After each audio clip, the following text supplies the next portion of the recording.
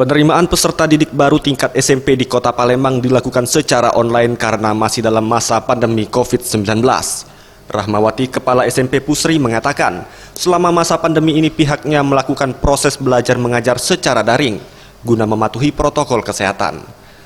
Untuk penerimaan peserta didik baru juga dilakukan secara online, guna menarik calon siswa baru pihaknya telah melakukan berbagai macam promosi serta program belajar mengajar yang berbeda dari sekolah lainnya.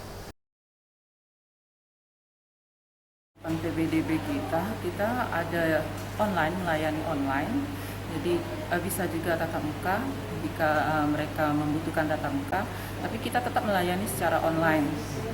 Dan dengan berbagai upaya kita melakukan promosi-promosi, salah satunya ke media sosial, dan meliput atau mengeser segala kegiatan-kegiatan baik dari KBM, kegiatan-kegiatan di luar KBM, kita semua kita berikan informasi kepada masyarakat, khususnya kepada orang tua siswa.